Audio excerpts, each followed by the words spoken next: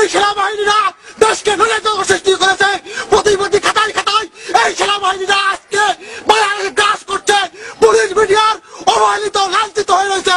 সংগ্রামী ভাইয়ের আমার জনগণ যারা আছেন আমাদের পাশে আসুন, আমরা এর জবাব দেব ইনশাল্লাহ।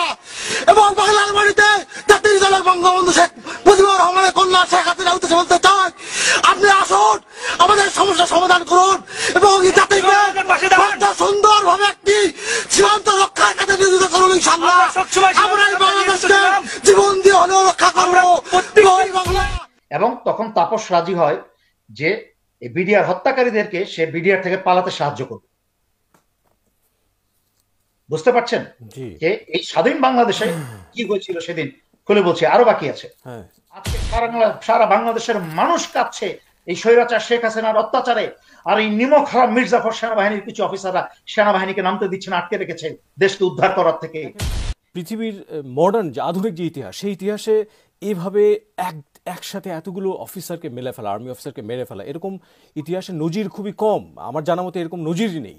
তো কি আসলে হয়েছিল সেদিন এবং মানে কাদের হাত ছিল বলে আপনার মনে হয় এর পেছনে? আসলে দেখেন, বাংলাদেশের 1971 সালে বাংলাদেশের 9 মাসের স্বাধীনতা যুদ্ধে 55 জন সামরিক অফিসার প্রাণ হারায়। তার মাঝখানে এই 55 জনের মাঝখানে কিন্তু সবাই যুদ্ধে প্রাণ হারায় না, তার মাঝখানে কেউ কেউ সড়ক দুর্ঘটনায় বা অন্যভাবে তাদের প্রাণ যায়।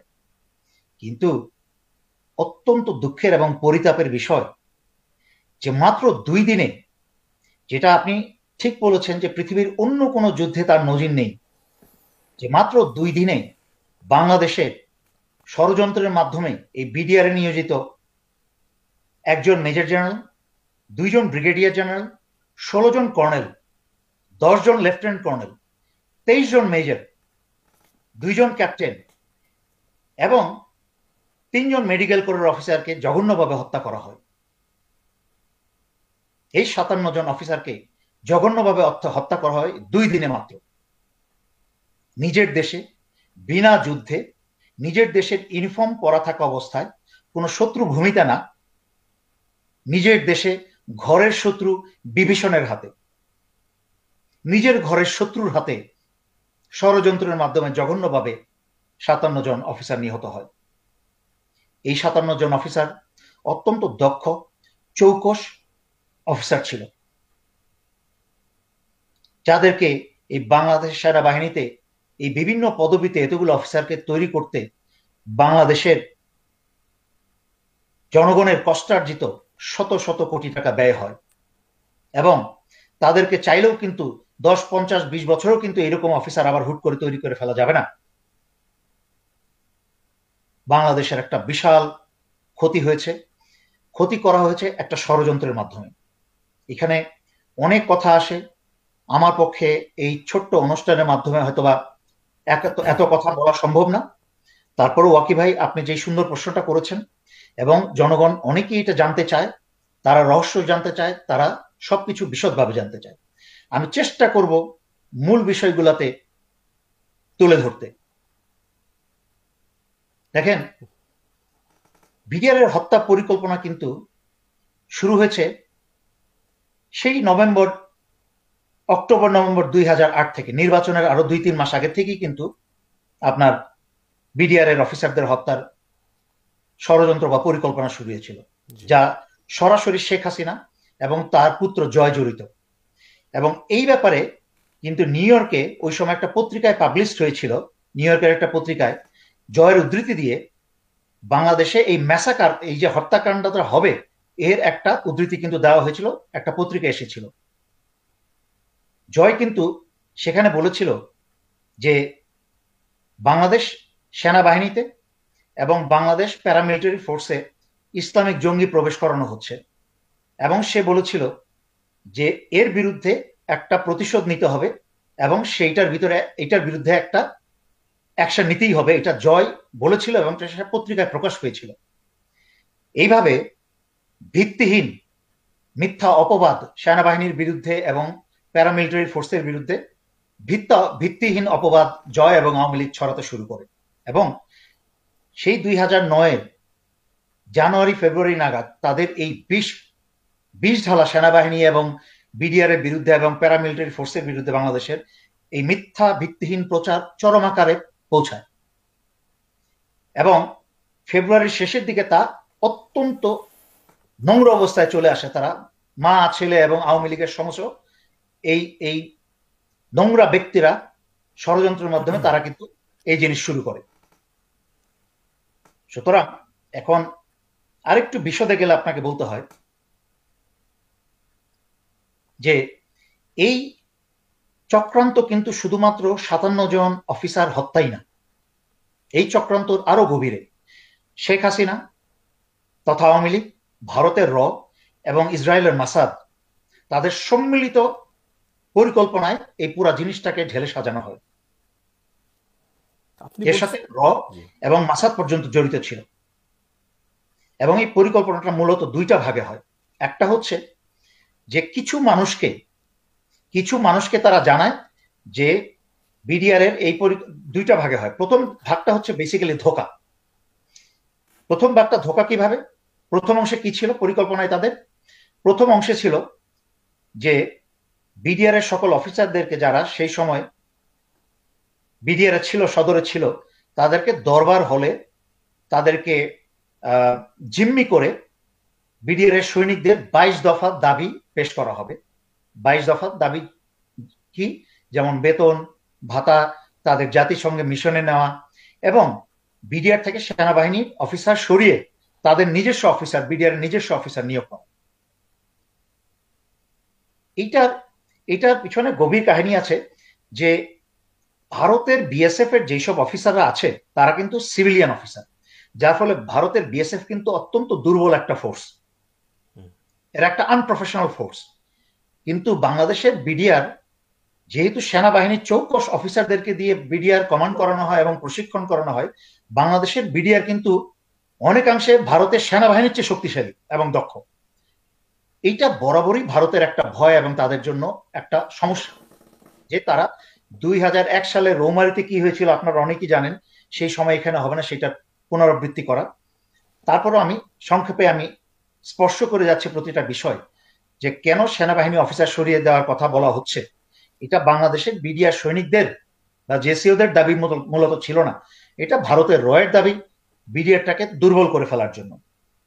আর শেখ হাসিনা এই সুযোগে নিয়েছিল যে তার পরিবারের হত্যার যে সেনাবাহিনীর বিরুদ্ধে, সশস্ত্র বাহিনীর বিরুদ্ধে তার যে একটা প্রতিশোধ, সেইটার প্রতিশোধ নেওয়ার জন্য রয়ের সাথে মিলে যতগুলো অফিসার মারা যায় সেই পরিকল্পনা নিয়োজিত হয়েছিল। তবে প্রথম পর্বের যে ভাগটা ছিল যে সমস্ত অফিসারদেরকে বিডিআর দরবার হলে জিম্মি করে বিডিআর সৈনিকদের 22 দফা দাবি আদায় করা, তারপর জেনারেল মইনু আহমেদ, সাহারা খাতুন, জাহাঙ্গীর কবির নানক এদেরকে পাঠিয়ে একটা মীমাংসা করা, মীমাংসা করে দেখানো হাসিনাকে সশস্ত্র বাহিনীর কাছে এবং দেশের কাছে সবার কাছে একটা হিরো বানানো, যে সে একটা সুন্দর কাজ করেছে, এরকম একটা বিদ্রোহের সুন্দর মীমাংসা করেছে। এইটুকু কিন্তু পরিকল্পনার এই অংশটুকু কিন্তু জেনারেল শাকিল, তদানীন্তন ডিজি বিডিআর, উনি জেনারেল শাকিলও কিন্তু জানতেন, কারণ উনি ব্ল্যাকমেলের মাঝখানে ওনাকে ব্ল্যাকমেলের মাঝে ফেলে ওনাকে এই জিনিসটা আদায় করা হয় ওনার কাছ থেকে। কারণ ওনার স্ত্রী বাংলাদেশ থেকে টাকা পাচারের ব্যাপারে একটা বিষয় ধরা খেয়েছিলেন, যেটার সাথে জেনারেল মইনের স্ত্রী এবং জেনারেল মইনিও জড়িত। সেটা মোটামুটি পত্র পত্রিকা এসেছিল এবং মোটামুটি ওই সময় সবাই জানে। কার স্ত্রী একটু আরেকবার বলবেন?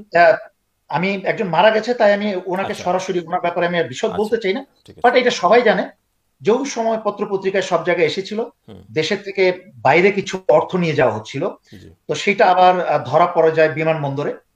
তো জেনারেল শাকিল উনি একটা খুব বিব্রতকর অবস্থায় পড়ে যায়।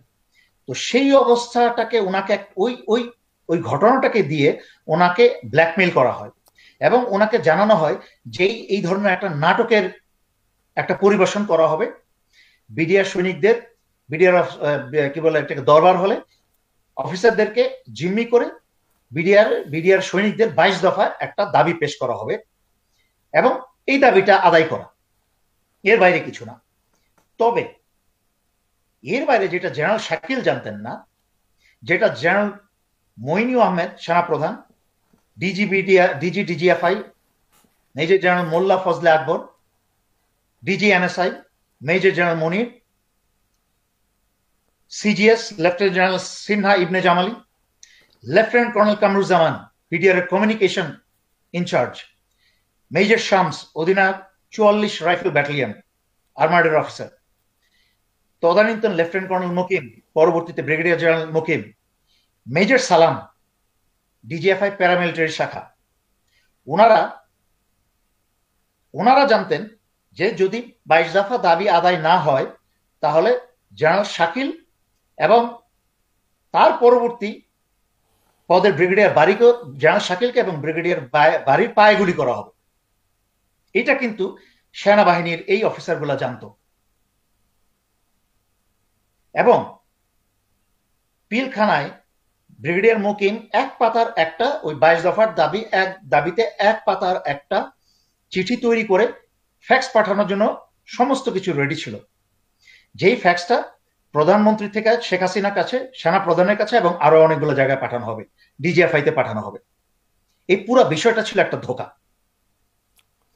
লেফটেন্যান্ট কর্নেল আমিন অধিনায়ক রাইফেল সিকিউরিটি ইউনিট, সে 21শে ফেব্রুয়ারি সকালবেলা একটা লিফলেট পায়।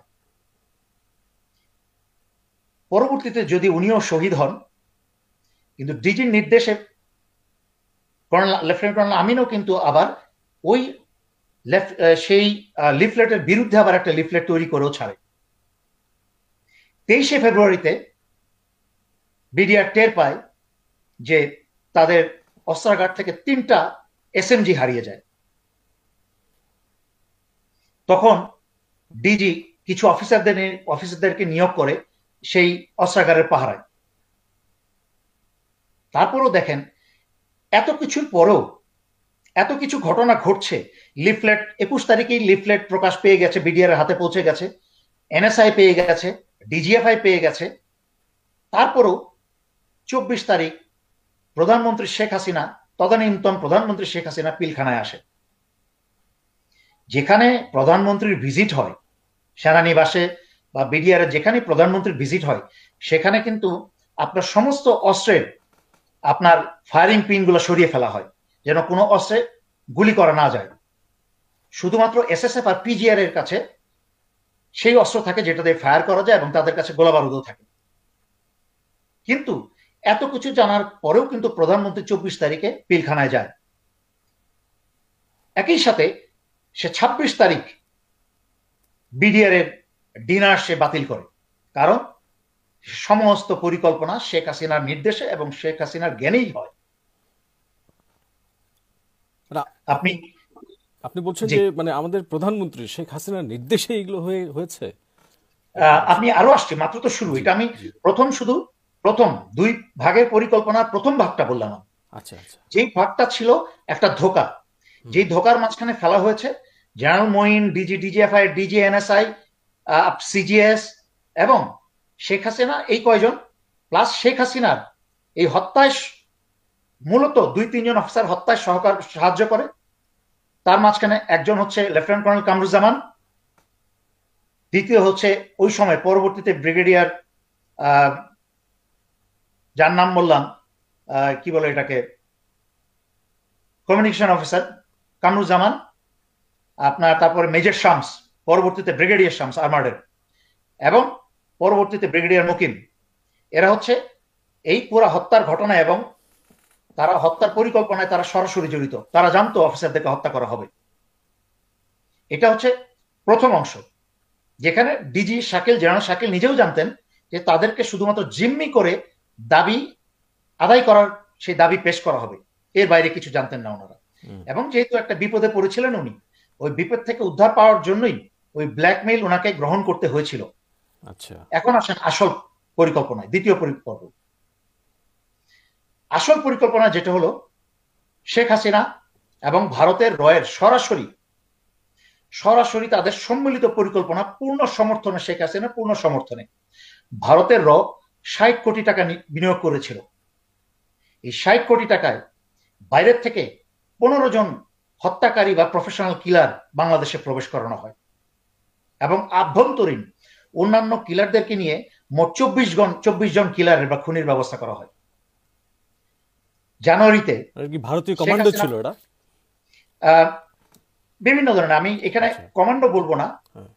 কেউ ছিল বিভিন্ন বাহিনীর, কেউ আবার আসছিল বিভিন্ন আন্ডারগ্রাউন্ড, বিভিন্ন মাফিয়া। আমি পরবর্তীতে আসছি, জি ইনফরমেশন পেয়ে যাবেন। জি বলেন। জানুয়ারিতেই শেখ হাসিনা প্রধানমন্ত্রী হওয়ার পরপরই জানুয়ারিতে রয়ের সদস্যরা গুলশানের ইন্টারন্যাশনাল ক্লাবে, আইসি ক্লাব যেটা সবাই জানে, ইন্টারন্যাশনাল ক্লাবে মিটিং করে। তদানীন্তন স্বরাষ্ট্র প্রতিমন্ত্রী সোহেল তাজও উপস্থিত ছিল সেখানে। আচ্ছা। এই যে সোহেল তাজ, যেটা বাংলাদেশের মানুষজন মনে করে, অনেক মানুষ যারা বোকা খবর রাখে না তারা মনে করে ভালো মানুষ, একটা বিশ্ববোধ, শেখ হাসিনার মতোই একটা খারাপ লোক, সেও কিন্তু গুলশানের ইন্টারন্যাশনাল ক্লাবে রয়ের সদস্যদের সাথে জানুয়ারিতেই এই সোহেল তাজ মিটিং এ হাজির ছিল এই হত্যার ষড়যন্ত্র পরিকল্পনার কাজে। তারপরে 13ই ফেব্রুয়ারিতে শেখ সেলিমের বনানীর বাসায় আরো একটা মিটিং হয় যেখানে সোহেল তাজ হাজির ছিল। 19শে ফেব্রুয়ারিতে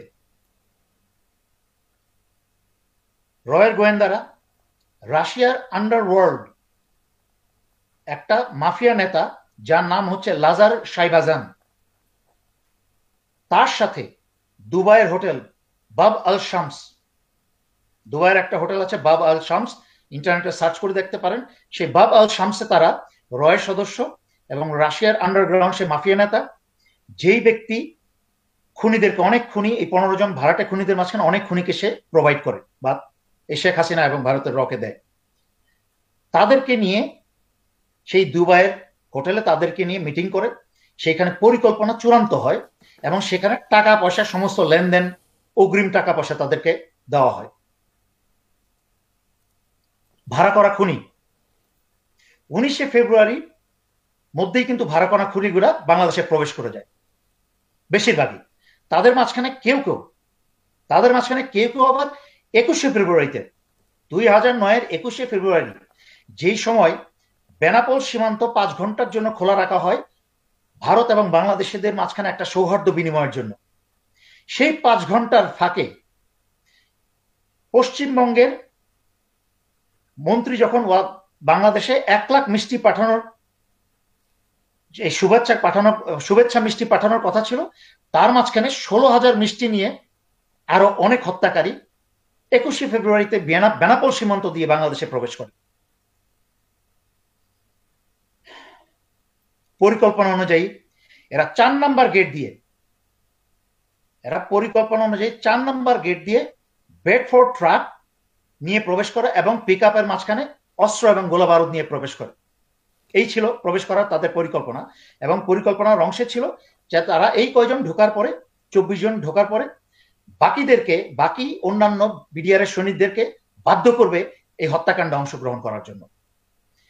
আপনি দেখেন, এই যে আপনার পিকআপে এবং বেডফোর্ড ট্রাক যখন প্রবেশ করেছিল তখন কিন্তু একজন প্রত্যক্ষদর্শী ছিল যে স্বয়ং হাজি সেলিম অস্ত্র এবং গোলা বারুদ নেওয়ায় সাহায্য করছিল।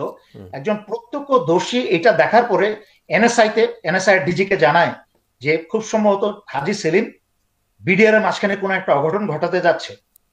এই ইনফরমেশন পাওয়ার পরেও কিন্তু ডিজি এনএসআই কোনো পদক্ষেপ গ্রহণ করে নাই, সুতরাং তারাও কিন্তু পরোক্ষভাবে এই হত্যাকাণ্ডের সাথে জড়িত। আমি এর মাঝখানে আরো সেনাবাহিনী অনেক অফিসারের নাম আসবে সামনে। জি। এর মাঝে অনেকগুলো মিটিং হয়ে যায়। এর মাঝখানেই এই 24শে ফেব্রুয়ারির মাঝখানে আরো কতগুলো মিটিং হয়ে যায়। সোহেল তাজ, মির্জা আজম নানক, হাজি সেলিম, তাপস, মহিউদ্দিন খান আলমগীর এবং বিডিআর হত্যাকারীর রিং লিডারদের সাথে অনেকগুলো মিটিং হয়ে যায়, যার মধ্যস্থতা করে তাপসের এলাকার আওয়ামী লীগ ওয়ার্ড কমিশনার তোরাব আলী। তাপসকে তখন আশ্বস্ত করা হয় যে বিডিআর এর মধ্যে থেকে তাকে 5,000 ভোটার দেওয়া হবে, নিশ্চিত করা হয়, এবং তখন তাপস রাজি হয় যে বিডিআর হত্যাকারীদেরকে সে বিডিআর থেকে পালাতে সাহায্য করবে। বুঝতে পারছেন যে এই স্বাধীন বাংলাদেশে কি হয়েছিল সেদিন, খুলে বলছি, আরো বাকি আছে। ভয়ঙ্কর। 24 তারিখ সন্ধ্যায়, 25 তারিখ তো হত্যা শুরু হলো সকালে, 24 তারিখ সন্ধ্যায় তোরাব আলীর এই আওয়ামী লীগের ওয়ার্ড কমিশনার তাপসের এলাকার তার বাসায় 24 তারিখ সন্ধ্যায় শেষ মিটিং হয়। সেই একই রাতে 24 জন কিলার তাপসের ধানমন্ডির বাসায় শপথ গ্রহণ করে। চিন্তা করে দেখেন, ধানমন্ডির তাপসের বাসায় 24 জন খুনি তারা শপথ গ্রহণ করে। এই যে ম্যাস কিলিংটা হবে পরিকল্পনা তারা করলো, এটার সম্পর্কে শেখ হাসিনা, তাপস, শেখ সেলিম, আব্দুল জলিল, নানক, সোহেল তাজ, মির্জা আজম, হাজি সেলিম, মহিউদ্দিন খান আলমগীর এবং আরো কিছু এমপি কিন্তু এটা জানতো। সবার কাছে পরিষ্কার তারা এই পরিকল্পনার অংশ। মহিউদ্দিন খান আলমগীর, নানক ও আজম সব অফিসার হত্যার পক্ষে ছিল। শেখ হাসিনা কিন্তু প্রথমে সব অফিসার হত্যার পক্ষে ছিল না। সে প্রথমে চেয়েছিল যে শুধুমাত্র ডিজিকে জেনারেল শাকিল এবং ঢাকার সেক্টর কমান্ডার কর্নেল মুজিবকে হত্যা করা, এবং সে এটা কিন্তু 24 তারিখ না, সে 1 সপ্তাহ আগে কিন্তু সেই অনুমতি দিয়ে দেয় তাদের দুইজনকে হত্যা করার জন্য। কেন কেন একটু একটু জাস্ট একটু কেন কেন উনি হত্যা করতে চান? আপনাকে আমি একটু আগেই বলেছি দুইটা জিনিস এখানে। একটা হচ্ছে প্রথমেই পরিকল্পনা করে হাসিনা পরিকল্পনা করে যে তার পরিবার হত্যার প্রতিশোধ নেবে বাংলাদেশ সেনাবাহিনীর অফিসারদেরকে হত্যা করে। যেটা আপনারা অনেক জায়গায় শুনেছেন, আমার লাইভে আমি অনেকবার বলেছি। আওয়ামী লীগের সিনিয়র নেতা যারা এখন বর্তমানে শেখ হাসিনার এমপি, আমার সামনে তারা বলেছে, যারা মতি রহমান রেন্টুর বইয়ে লেখা আছে, আরো অনেক জায়গায় অনেক ব্যক্তি, এবং নিজেও শেখ হাসিনা মুখ ফসকে বিবিসির কি বলে ইন্টারভিউতেও সে কিন্তু বলে ফেলেছিল, যেটাকে পরে এডিট করা হয়, সরিয়ে দেওয়া হয়, যে বাংলাদেশের রাজনীতির সাথে আসছেই প্রতিশোধ নেওয়ার জন্য, যার প্রতিশোধ গত 12 বছর ধরে নিচ্ছে। শুরুই করেছিল 57 জন হত্যার মাধ্যমে। যখন ভারতের জানতে পারলো যে শেখ হাসিনা এরকম একটা পরিকল্পনা করছে, তখন এটা এর জন্য একটা অপূর্ব সুন্দর সুযোগ হয়ে গেল বাংলাদেশকে দখল করা, বাংলাদেশকে দুর্বল করে দেওয়া। তখন এই সুযোগ নিল আরো বৃহত্তর আকারে, যে এই সুযোগে বাংলাদেশে সার্বভৌমত্ব এবং স্বাধীনতার ভিত্তিটাকে নাড়িয়ে দিতে, এবং বাংলাদেশের সকল শক্তিটাকে নস্যাৎ করে দিয়ে বাংলাদেশের 57 বীরকে যদি হত্যা করতে পারে, বাংলাদেশের ভিতরে যদি রহস্য নিয়ে ঢুকতে পারে, বাংলাদেশের সেনাবাহিনীর সেনা প্রধান এবং অন্যান্য সিনিয়র পদবীর এবং বেসামরিক অন্যান্য সিনিয়র লোকজনকে যদি তাদের কবজায় নিয়ে নিতে পারে, বাংলাদেশের স্বাধীনতা এমনি হারিয়ে যায়। এটাই ছিল ভারতের। শেখ হাসিনার পরিকল্পনা হচ্ছে প্রতিশোধ, আর ভারতের পরিকল্পনা হচ্ছে বাংলাদেশকে তাদের মানচিত্রের ভিতরে নিয়ে নেওয়া। সহজ এবং সরল কথা, আশা করি বুঝাতে পেরেছি। জি জি জি। সেক্ষেত্রে এই আমাদের এই যে সেনা হত্যায় আওয়ামী যারা, এদের মধ্যে কারা কারা সরাসরি জড়িত মনে হয় আপনার? আমি সেখানেই আসছি, আপনাকে স্টেপ বাই স্টেপ বলছি ঘটনাটা কোন দিকে কিভাবে হয়েছিল। না জানলে, আপনি পুরো চিত্রটা না পেলে যদি আমি হুট করে বলি যে শেখ হাসিনা সমস্ত খুনি ষড়যন্ত্রের, তাহলে মানুষ বলবে ভুয়া কথা, ওই যে মিথ্যা কথা, ওই যে গুজব। এই যে আপনাকে যেই পর্যন্ত বললাম যে শেখ হাসিনা সকল অফিসার হত্যার পক্ষে ছিল না, সে 1 সপ্তাহ আগেই ডিজিকে এবং ঢাকার সেক্টর কমান্ডার, তদানীন্তন ঢাকার সেক্টর কমান্ডার কর্নেল মুজিবকে হত্যার সে অনুমতি দিয়ে দেয়। এটা প্রমাণ কোত্থেকে পাওয়া গেল? 12 এপ্রিল, মানে হত্যার আরো পরে 12 এপ্রিল যে তদন্তের মাঝখানে একজন হত্যাকারীদের যে রিং লিডার, যারা মূল হত্যাকারী, তারা ইন্টারোগেশনের সময় একজন সাক্ষী দিয়ে দেয় যে শেখ হাসিনা এই হত্যার সাথে জড়িত এবং উনি কাকে কাকে হত্যার অনুমতি দিয়েছে তার সাথে। এবং শুধু তাই না, শেখ হাসিনা জেনারেল মঈনকে নির্দেশ দেয় যে ডিজি, একটা সময় সে শেখ হাসিনা সেনা প্রধান জেনারেল মঈনকে বলে যে ডিজি এবং তার স্ত্রী যদি মারা যায়, উনি যেন ইমোশনাল না হয়। এখানে প্রমাণ করে যে জেনারেল মঈনও এর সাথে জড়িত ছিল, এই হত্যার সাথে। এবং জেনারেল মঈনের আরেকটা স্বার্থ ছিল, যেহেতু ওই যে আগে একটু ইশারা দিয়েছি যে জেনারেল শাকিলের স্ত্রী একটা টাকা পাচারের ব্যাপারে জড়িত ছিল, সেই টাকার অংশীদারি কিন্তু জেনারেল মঈন এবং জেনারেল মঈনের স্ত্রীও ছিল। সেই জন্য তারা চাচ্ছিল যে জেনারেল শাকিল এবং জেনারেল শাকিলের স্ত্রী যদি মারা যায়, তাহলে ওনাদের বিরুদ্ধে সাক্ষী দেওয়ার মতো আর কেউ থাকবে না। সুতরাং তারা কিন্তু সেটা গ্রহণ করে নিয়েছিল সাদরে। নানকের দায়িত্ব ছিল, এই পুরো পরিকল্পনা নানকের দায়িত্ব ছিল বিডিআর এর পিলখানার ভিতরে সকল অফিসারের হত্যা নিশ্চিত করা। আর তাপসের দায়িত্ব ছিল, তার এলাকা যেহেতু, তাপসের দায়িত্ব ছিল এই বিডিআর পিলখানার ভিতর থেকে সমস্ত হত্যাকারীদেরকে পালানোর সুযোগ করে দেওয়া। আর সোহেল তাজের দায়িত্ব ছিল বিডিআর থেকে সকল হত্যাকারীকে, যেসব 24 জন ভাড়া করা বিদেশি এবং লোকাল কিলার ছিল, তাদেরকে দেশ ছেড়ে পালানোর ব্যবস্থা করা। এবং সেইভাবেই আপনারা যখন দেখছিলেন, আমরা যখন বাংলাদেশের টিভিতে বসে দেখছিলাম, আশা করি আপনার মনে আছে যে 25 তারিখ রাত্রে অনেকগুলো অ্যাম্বুলেন্স বেরোচ্ছিল এবং অ্যাম্বুলেন্স যাচ্ছিল, এবং টিভিতে নিউজে বলা হচ্ছিল যে বিডিআর অফিসারদের আহত পরিবারদেরকে স্মরণ হচ্ছে। আসলে মিথ্যা কথা। ওই অ্যাম্বুলেন্সের ভিতরে করে ওই বিদেশি 24 জন হত্যাকারীদেরকে তাদেরকে পাচার করে নিয়ে যাওয়া হয়েছিল, এবং কাকলি ক্রস করার পরে তাদের সেই অ্যাম্বুলেন্স থেকে তাদেরকে ট্রান্সফার করে তাদেরকে অন্যান্য নর্মাল আপনার কি বলে নর্মাল গাড়িতে নিয়ে যাওয়া হয়, আপনার ভ্যানে, নর্মাল ভ্যানে নিয়ে যাওয়ার পরে সেই ভ্যানে করে তাদেরকে ঢাকা বিমানবন্দরে নিয়ে যাওয়া হয়। সেখানে সোহেল তাজের ব্যবস্থাপনা বিজি, বাংলাদেশ বিমান বিজি 049 ওই বিমানে তাদেরকে মধ্যপ্রাচ্যে যুক্তরাজ্যে তাদেরকে পালানোর ব্যবস্থা করে দেওয়া হয়। নানকের দায়িত্ব ছিল পিলখানা থেকে সমস্ত আলামত সরিয়ে ফেলার, এবং নানক কিন্তু 25 এবং 26 তারিখ রাত্রে তার উপস্থিতিতে বাকি যারা বিডিআর এর জীবিত ছিল সবাইকে হত্যা করে, এবং বিভিন্ন জায়গায় বিডিআর এর ভিতরেই তাদেরকে মাটি ঘুরে কবর দেওয়ার ব্যবস্থা করে। আমি কিন্তু কথা বলতে বলতে আমার গায়ের লোম দাঁড়িয়ে গেছে। আমার ইমোশন আমি নিয়ন্ত্রণ করার চেষ্টা করছি। আমি কিন্তু দ্বিতীয় বিশ্বযুদ্ধের গল্প বলছি না। স্বাধীন বাংলাদেশে, স্বাধীন মাটিতে, এই স্বাধীন বাংলাদেশের জনগণের এই সেনাবাহিনীর সামনে, এই সশস্ত্র বাহিনীর সামনেই তার অফিসারদেরকে সমস্ত হত্যা চলছে। তারপর আমি আসছি সামনে আরো। জেনারেল মঈনকে বলা হয় যেসব অফিসাররা এই হত্যা নিয়ে বাড়াবাড়ি করবে তাদেরকে চাকরি থেকে বের করে দিতে। আর যদি শেখ হাসিনা এবং রয়ের এই মিশন ফেল করে, যদি সেনাবাহিনী আক্রমণ করে বসে পিলখানার ভিতরে, তাহলে তাদের প্ল্যান বি ছিল, যে এইটা থেকে বাঁচার জন্য প্ল্যান বি ছিল বাংলাদেশের সকল বিডিআর সৈনিকদেরকে আদেশ আগের থেকেই বিডিআর এর জেসিওরা, ডিএডি তৌহিদ এবং ডিএডি নাসির যারা ছিল শেখ হাসিনার এই হত্যাকাণ্ডের সাথে মাস্টার প্ল্যানে যারা জড়িত ছিল, এরা সারা বাংলাদেশের সমস্ত বিডিআর ব্যাটালিয়নে বলে রেখেছিল যদি তাদেরকে একটা সিগন্যাল দেওয়ার সাথে সাথেই বাংলাদেশের ঢাকা শহরের বাইরে যত বিডিআর ব্যাটালিয়ন ছিল সব জায়গায় তাদের অফিসারকে হত্যা করতে শুরু করবে। আর এই সুযোগে শেখ হাসিনা মিডিয়াতে গিয়ে সারা বিশ্বকে বলবে বাংলাদেশে গৃহযুদ্ধ শুরু হয়ে গেছে। এইভাবে সে সারা দুনিয়ার সিম্প্যাথি পাওয়ার, সহানুভূতি পাওয়ার চেষ্টা করবে।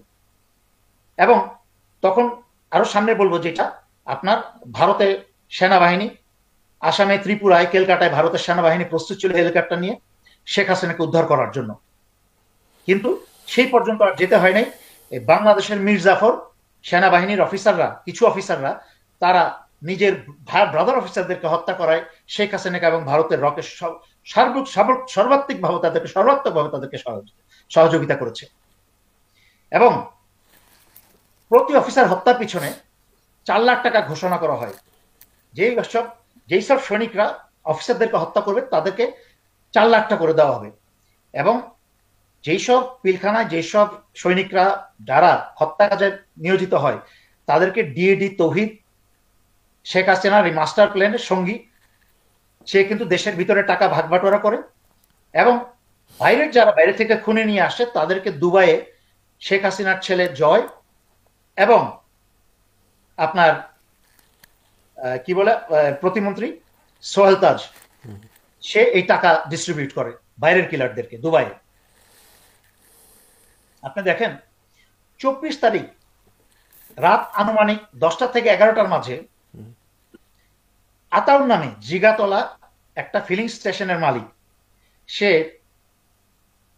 ডিজি বিডিআর জেনারেল শাকিলকে ফোন করে বলে যে স্যার কালকে আপনাকে মেরে ফেলবে, আপনি ওই অনুষ্ঠানে যায়েন না, কালকে আপনাকে মেরে ফেলবে।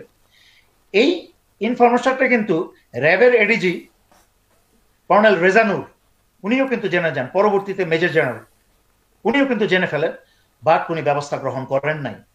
তার মানে এই মেজর জেনারেল রেজানুরও কিন্তু প্রত্যক্ষ বা পরোক্ষভাবে প্রত্যক্ষভাবে এই হত্যার সাথে জড়িত। 25 তারিখ এখন চলে আসলো 25 তারিখ, যেদিন হত্যার দিন শুরু। বাংলাদেশের ইতিহাসে সবচেয়ে ভয়ঙ্কর, নোংরা এবং জঘন্য সময়। বাংলাদেশের সত্যিকারের শোক দিবস এই 25 আর 26 ফেব্রুয়ারি।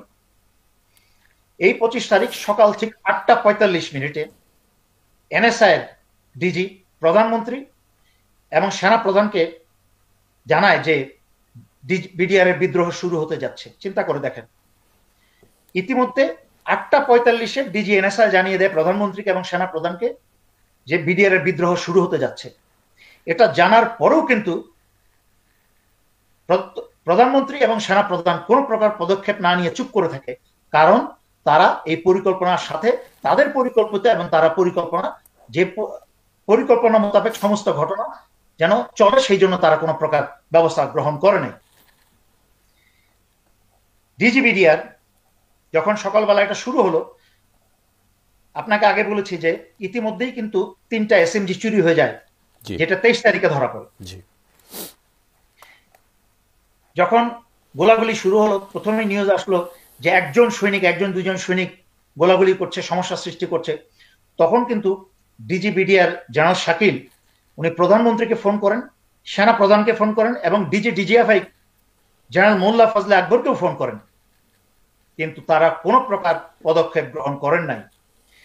আর এইদিকে কর্নেল গুলজার, বাংলার বীর শহীদ কর্নেল গুলজার, উনি সিজিএস কে ফোন করেন, ডিএমও কে ফোন করেন, র্যাব 2 এর অধিনায়ক কর্নেল জামানকে অনুরোধ করেন সেনা পাঠানোর জন্য, ওনাদেরকে উদ্ধার করার জন্য। আপনি দেখেন, বাংলাদেশের 57 জন অফিসার মরেছে, সারা বাংলাদেশের মানুষ কেঁদেছে। মাঝখানে শুধু এইটুকু কথা বলি, দেশকে ভারতের পেটের ভিতর চলে যেতে দিচ্ছে।